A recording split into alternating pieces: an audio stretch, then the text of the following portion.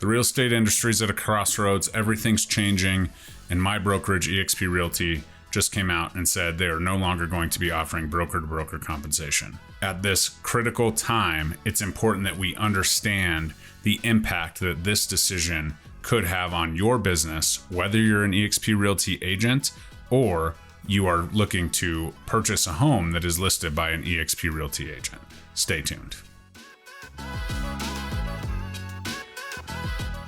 What's up, guys? Jeremy Kane, Real Estate Agent Playbook. It is August. The time has come. The NAR lawsuits are coming down. I am here to help you navigate and hopefully eventually move past what we have to do to change and start to give you ideas on how it can be a game changer in your business.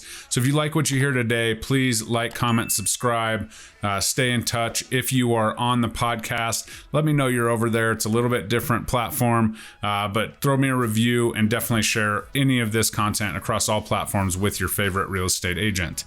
So let's get down to it. eXp came out in a bold move and just said, look, we're no longer going to offer broker-to-broker compensation. This is a shock. It's scary. And ultimately, when you step back and think about it, there is still an opportunity for the seller to pay a buyer's agent and compensate them based on where we're at in this settlement. If you're me, I'm not sure that is signed, sealed, delivered, but that's what we're going with right now at this juncture, not having the final DOJ settlement and ruling and all of that clear. But with that said, when you step back and you look at the lawsuit and where it came from, it was exactly from that. The lack of transparency. Hey, I'm going to charge you X percent and I'm going to give you Y percent to the buyer's agent. Our contracts in Colorado have said that, so it was a little more transparent, but it was still, hey, this is what I'm paying you, and now you're going to take some of that and pay somebody else. At the end of the day, the seller wanted the opportunity to, dictate how much they're going to offer another agent to represent a buyer, essentially against them, which we're not going to go there. There's absolutely a ton of reasons why it's positive for a seller to have a buyer's agent on the other side, but that's not what this one's about. So when you really step back and look at it, you're like, okay, well, eXp didn't eliminate the buyer's agent compensation, right? They didn't do that. They just said that the seller is now going to be responsible for paying that. It'll still be on the settlement statements in Colorado, and however you do your stuff in your state, that's completely irrelevant at this point. But the brokerage is no longer going to pay the other brokerage in some sort of back roads agreement or backdoor deal. It's got to be more transparent. And so with that said, if you really step back and think about it, is the DOJ just going to be like, okay, yeah, it can't be on the MLS, but it can be plastered all over the internet. It can be on the sign writers. It can be on your secret website that you're creating that you're going to charge memberships to. Like, ultimately, are we just kicking the can down the road, or are we actually here to solve this problem? And I believe that that's what eXp has done.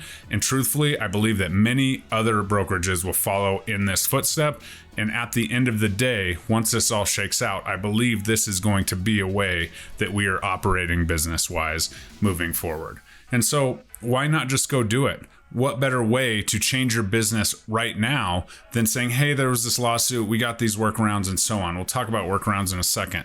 But just to go full in and be fully transparent and give the DOJ, the consumer, everything and the transparency that the lawsuit was seeking as it started. But furthermore, more than just semantics, it's taking what the industry is going to need to do in, reaction to what this lawsuit means for the way that buyer's agents and listing agents have conversations about commissions and compensation. So I promised you we'd talk about the workaround mindset. Let's talk about this a little bit deeper. There's another brokerage in my state that's saying, hey, we have this workaround website.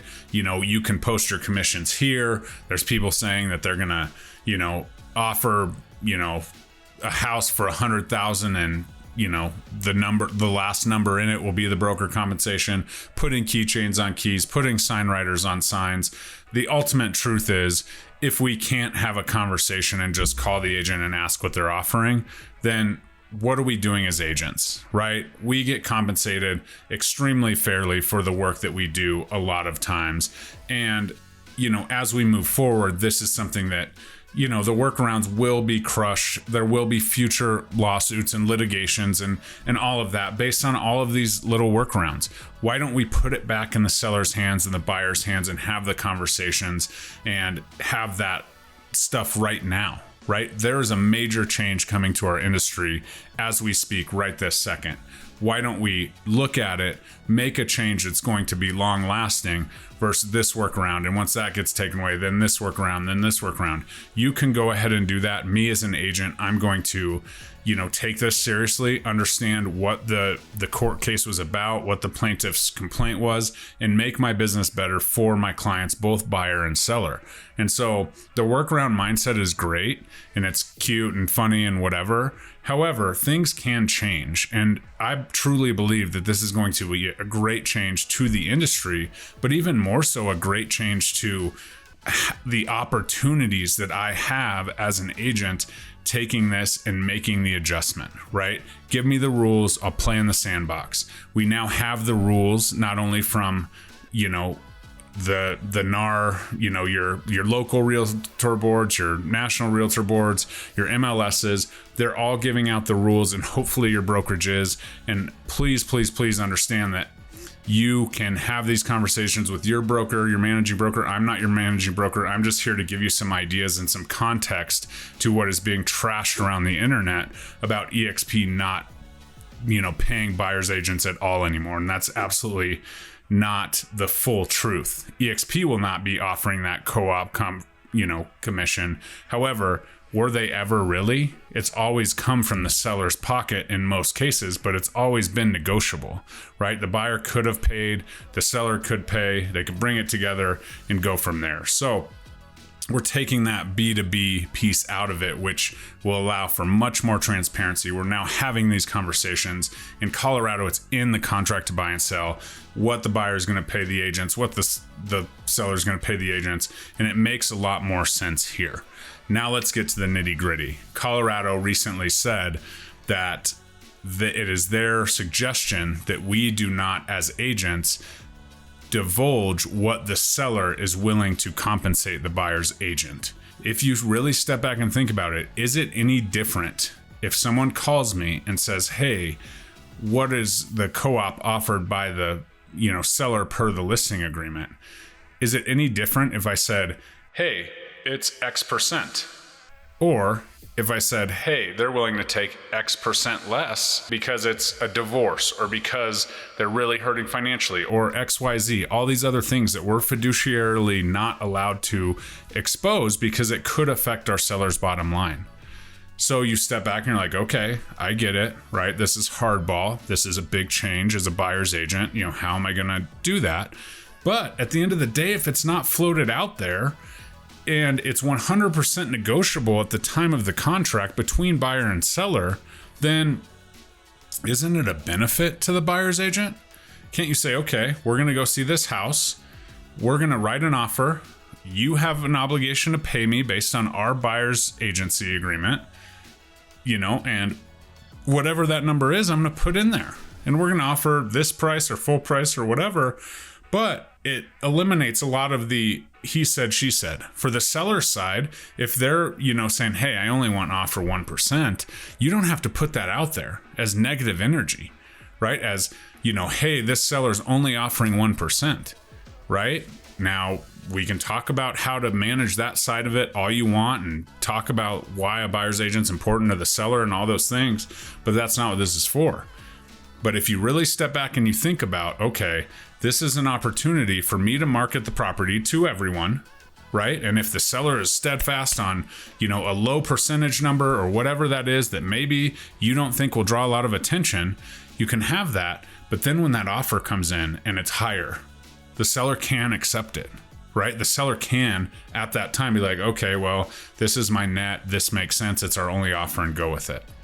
Or if it's a multiple offer situation. The seller can say, okay, well, that's great. I don't really care what I'm paying the buyer's agent. I only care what's coming to me at the end. So let's look at that with each contract individually and what's being offered or what's being asked of me to pay and go from there. The seller could save a lot of money if buyer's agents are going low to win the bid, right? But as a buyer's agent, now that eliminates that whole awkward conversation, right? Hey, I have this listing agreement at X, but they're only willing to pay, P, right? And so you have to bridge the gap. So do you even want to see that if you're going to absolutely have to bridge the gap, knowing all full and well that everything is negotiable at the time of the contract between buyer and seller? And that is the take-home point. Why are we putting ourselves through this hazard of having these conversations? And it's important to have conversations that the game has changed, that this is the compensation, it's now variable, this is what I charge, this is my value, so on and so forth, buyers and sellers. But putting numbers to it when we absolutely have no numbers that could come when we don't have a buyer and a seller, we don't know what those numbers could or should be, or what they are required. Like, essentially, we're just guessing, right? As a buyer's agent, if you have to have an agreement signed that says they're obligated to pay this amount of money and you can take less, but you can't take more, right? If we have to have that, and then the seller is saying, okay, well, I'm reading the headlines, I don't have to offer as much, or I don't have to do this, then it doesn't matter, right? This buyer could have signed an agreement for X%, and this buyer could have signed for less than that.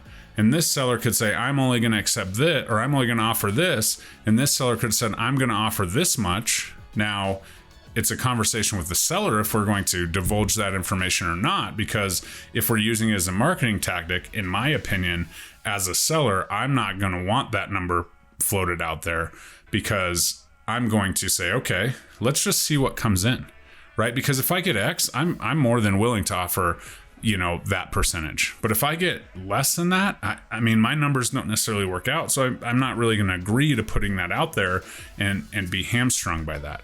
Let's talk about it when we see the actual numbers, when it comes down to business. And that's the take home here, is you have to understand that it is a negotiation. We are professional negotiators. We're paid to do that by our clients. And we can now have this negotiation conversation without saying, this is what it is, this is what it is. If he doesn't pay, you're paying me. The end of story, right? Well, at the time of contract, if the seller comes back and says, hey, I'm only going to pay this, then you say, well, you owe me this. So do we want to ask for a concession? Do we want to up our offer a little bit? There's a time to negotiate that and change how that looks. And I truly believe, now that I've actually stepped back and thought about it, this is exactly what the DOJ and the industry wanted. And I think eventually they'll get it, right? The DOJ, the plaintiffs, whatever, they're going to get what they want. And so why don't we as an industry take these steps forward to change our business? It's a little bit uncomfortable, but honestly, I believe it's a lot less uncomfortable than saying, hey, depending on what the seller's going to offer, you might have to come to the table with, 20 grand, or you might have to come to the table with no grand, right? Instead, it's like, okay, let's look at the situation. Let's see what it is. This is what I charge. This is what I charge over here. This is what I charge over here, buyer's agent. So we can have that, and it's all negotiated in the contract. Now, I understand that all states have not put it in the contract, but I truly believe that Colorado, eXp Realty, and, this whole settlement they're really ahead of where we're going, right? It's not the workarounds, it's not that. So we will see how it plays out. But I want this take-home message to be that as an agent at eXp Realty, there will still be a seller offering compensation for a buyer's agent. So none of the stuff you read in the groups, none of the stuff you're reading online, none of the stuff is absolutely set in stone. There has been watchdog articles, consumer watchdog articles written that says eXp got it right. What they're saying got it right. Look at the CEO, Leo Pereira's video with Tom Ferry. What he's saying there is that this is where the industry is going. So let's get there. Let's get to 100% transparency for our clients, and let's be fiduciaries to our clients as we get compensated so well to be. And at the end of the day, that's where it needs to be. If you have any questions, if you have any comments, let's start the conversation.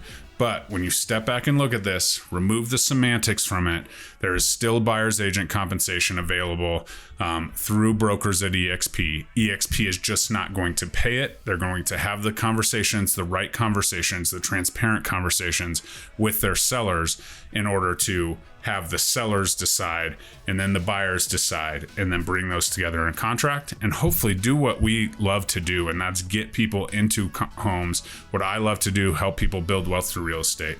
But stay tuned. This is an ever-changing thing. I will continue to update with the changes and what's going on. But at this point in time, don't believe the hype.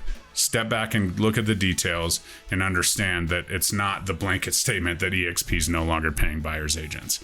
So like, comment, subscribe. We'll see you next time. And don't worry, it's all going to be okay, agents. Call me if you need me. Bye-bye.